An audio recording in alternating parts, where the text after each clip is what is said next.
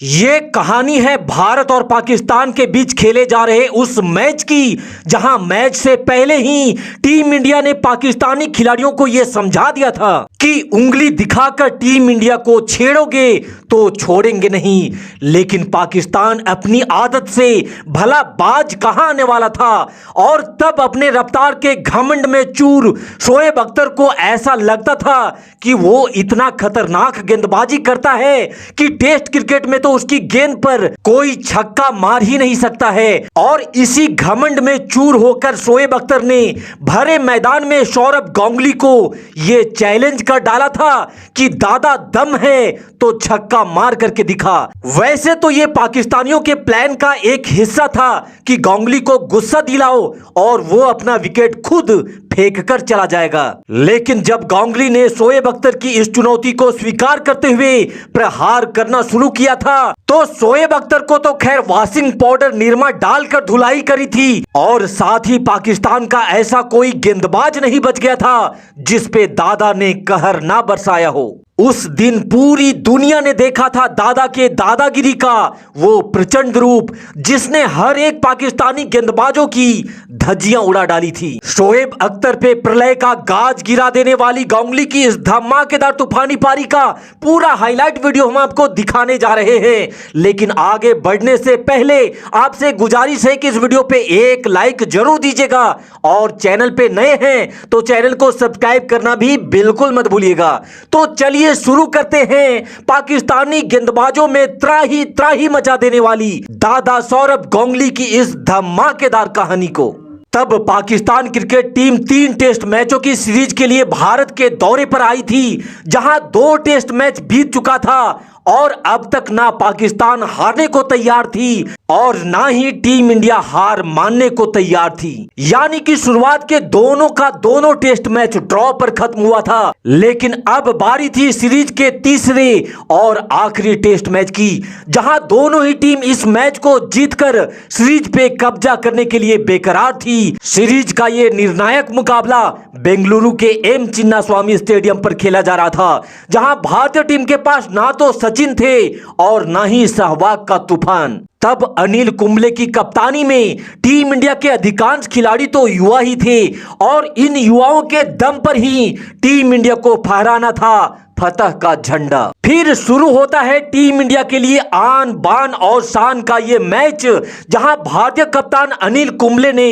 Toss जीता और पहले बल्लेबाजी करने का फैसला लिया। और फिर गौतम गंभीर के साथ वसीम जाफर की नई नवेली जोड़ी भारतीय पारी की शुरुआत करने मैदान पर उतरती है, और इस नई जोड़ी का फायदा उठाते हुए पाकिस्तानी गेंदबाजों ने पहले ओवर से ही भारतीय बल्लेबाजों पर दबाव बनाना शुरू कर दिया था, जिसमें पाकिस्तान को पहली सफलता भी मिल जाती है और गौतम गंभीर महज 5 ही रन बनाकर पवेलियन वापस लौट जाते हैं। और फिर तो टीम इंडिया के बल्लेबाजों का विकेट ताश के पत्तों की तरह ढहने लगा था। गंभीर के बाद दूसरे ओपनर वसीम जाफर भी महज 15 रन बनाकर आउट हो चुके थे।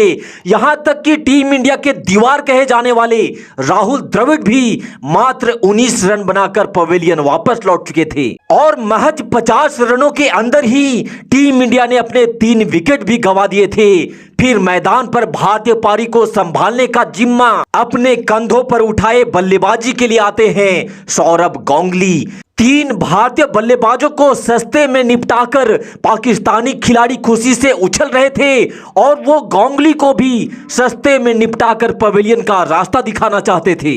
इसलिए गांगुली जैसे ही बल्लेबाजी के लिए मैदान पर आए तो पाकिस्तानी कप्तान ने अपने सबसे बड़े हथियार शोएब अख्तर को गांगुली के सामने लाकर खड़ा कर दिया, और फिर लगे हाथों अख्तर ने भी गांगुली को गुस्सा दिलाने के लिए ये चैलेंज कर दिया कि दादा दम है तो छक्का मार करके दिखा।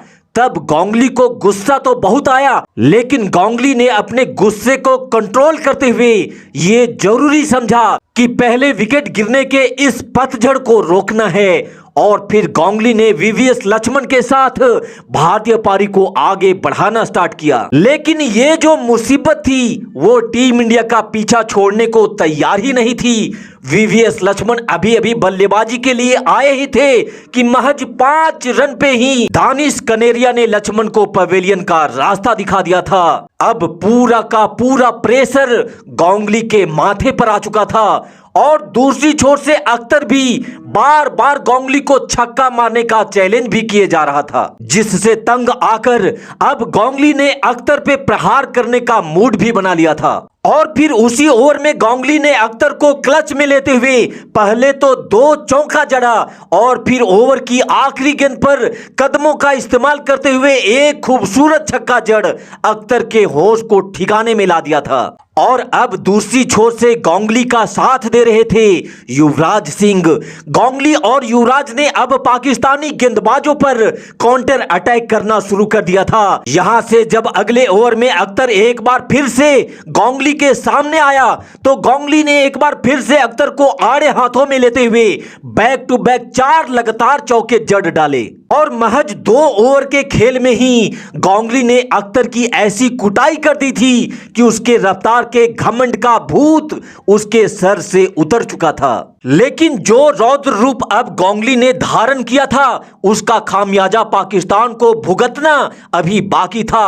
अब गेंदबाजी में पाकिस्तान का जो भी गेंदबाज आ रहा था गांगुली के प्रहार और बैक टू बैक बाउंड्री से पाकिस्तानी खेमे में त्राही मचना शुरू हो चुका था। और देखते ही देखते गांगुली ने अपना अर्धशतक भी पूरा कर लिया था। जब पाकिस्तान के तेज गेंदबाजों की धुनाई कर दादा का मन भर गया तो अब दादा ने पाकिस्तान के स्पिनरों को टारगेट करना शुरू कर दिया था और आगे बढ़ बढ़ करके गांगुली एम चिन्नास्वामी के मैदान में चौके छक्कों की बरसात किए जा रहे थे। दूसरी छोर से युवराज भी गांगुली का बढ़ चढ़ करके साथ दे रहे थे और अब तक युवराज ने भी अपना अर्धशतक पूरा कर लिया था। लेकिन आज पाकिस्तान के लिए सबसे बड़े काल तो सौरभ गांगुली बने थे, जिन्होंने पाकिस्तानी गेंदबाजों के धागे खोलते हुए धमाकेदार शतक भी जड़ दिया था। और फिर शतक पूरा करने के बाद भी गांगुली का आक्रोश कम नहीं होता है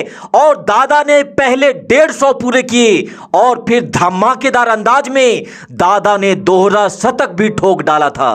उस मैच में गांगुली ने हर एक पाकिस्तानी गेंदबाज को खून के आंसू रुलाते हुए 239 रनों की जबरदस्त पारी खेल डाली थी। वहीं दूसरी छोर से युवराज सिंह ने भी 169 रनों की बेहतरीन पारी खेली, जिसके दम पर भारत ने इस सीरीज को जीतकर फतह का झंडा लहरा दिया था। तो अख्तर और पाकिस्तान के घमंड को निस्ते नाबूद कर देने वाली गांगुली की इस बेजोड़ दोहरे शतक के नाम इस वीडियो पे एक लाइक जरूर दीजिएगा। साथ ही हमारे चैनल को सब्सक्राइब करना भी बिल्कुल मत भूलिएगा। Thanks for watching this video. जय हिंद, वंदे मातरम।